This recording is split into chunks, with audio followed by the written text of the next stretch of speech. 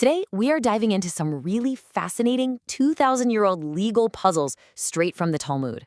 We're going to explore how ancient rabbis wrestled with this incredibly fine line, between what's sacred and what's not, between ritual purity and impurity. Okay, so let's get right into it. The best way to think about this is like a detective story. The rabbis of the Talmud, they're our investigators. And their case file is this incredibly intricate set of rules all about the ancient Jerusalem temple. Their whole mission was to basically stress test these laws against every single scenario you could possibly imagine, no matter how tiny or obscure the detail. So before we get to the really mind-bending puzzles, we need to get the basics down.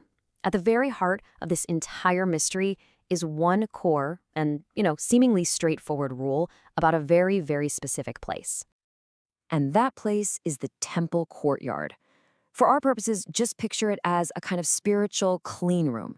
Inside, one set of rules applies. But the second something crosses that boundary to the outside, whoa, the rules can change dramatically.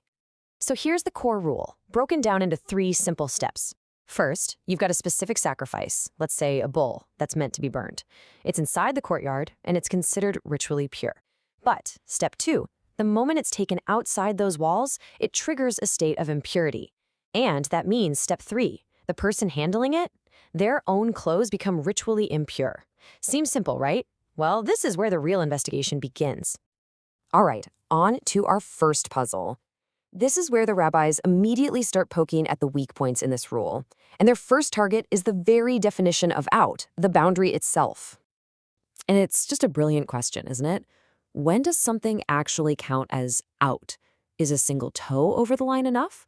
What about half the body?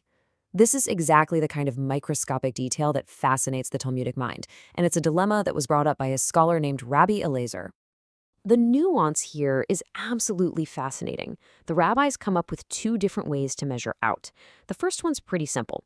Is more than half of the animal's entire body outside? Easy enough. But the second one, it's much more complex.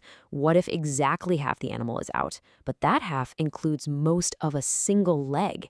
Do we follow the majority of the limb, which would tip the scales to out, or do we have to stick to the majority of the whole animal? And the answer? Tayika. Now, this is a really important word, and you're going to see it again.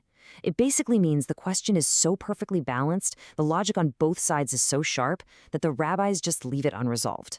The dilemma, it just stands. But of course, they don't stop there. Another version of this dilemma shifts the focus.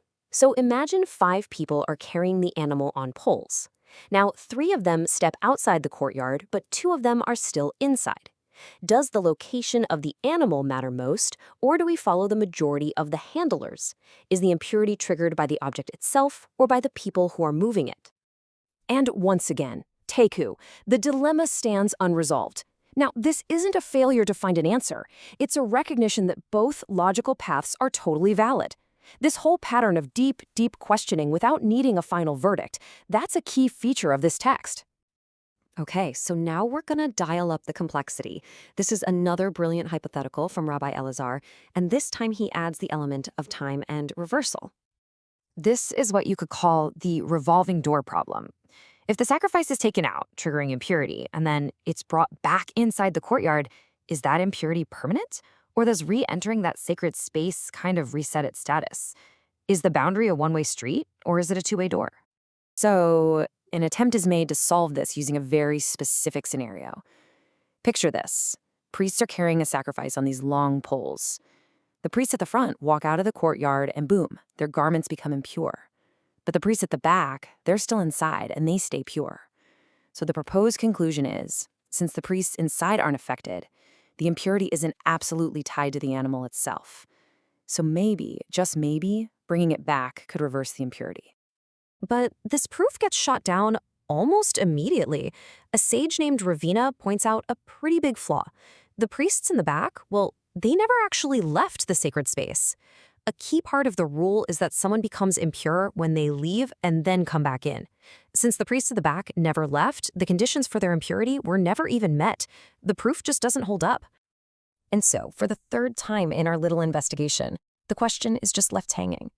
The exploration of all the logical angles, that was considered way more valuable than forcing some kind of definitive but maybe flawed ruling. Okay, so far we've been focused on the action of leaving. But what about the consequences? What exactly does the sacrifice make impure once it's outside the walls? Now, here we finally get a debate with two really clear sides. Everyone agrees that the handler's clothes become impure. No debate there. They also agree that burned offerings, once they're outside, can pass that impurity to food and drink. But the big disagreement, as you can see, is over the live scapegoat that's sent out on Yom Kippur. Rabbi Meir says it makes food and drink impure, but the other rabbis, they disagree. So what's the difference? Well, the rabbi's position is based on this simple, almost elegant legal principle. They argue that a living being cannot, by itself, transmit this type of ritual impurity to food and drink. And since the scapegoat is alive when it leaves the temple, it just doesn't fit the criteria. It's a really clean distinction that resolves their side of the whole debate. So let's just pull back for a second and look at what we've just unpacked. We've gone through this really dense series of logical acrobatics, and the most common result wasn't a clear answer at all. Get this, in just one short section of this ancient text, we ran into three major foundational dilemmas that were intentionally left unresolved. And this wasn't because the rabbis weren't smart enough to figure it out. It's because they were smart enough to know when getting an answer wasn't really the point. That word, take it, it's not an admission of failure. It is a declaration of profound intellectual honesty. It's a statement that basically says, hey, the pursuit of truth requires you to map out every single logical possibility, even if those paths lead you to a place of uncertainty. And this is really the ultimate takeaway, isn't it? For these ancient thinkers, the process was everything. The rigor of the debate, the creativity in their hypothetical scenarios, and the discipline to follow logic to its absolute end, that was the real intellectual and spiritual exercise. And this all leaves us with a pretty fascinating question for our own lives. In a world that so often demands quick, simple answers, what can we learn from a tradition that found a deep wisdom in being willing to say, the dilemma stands? When is it that embracing complexity and just admitting you don't know is actually the most intelligent path forward?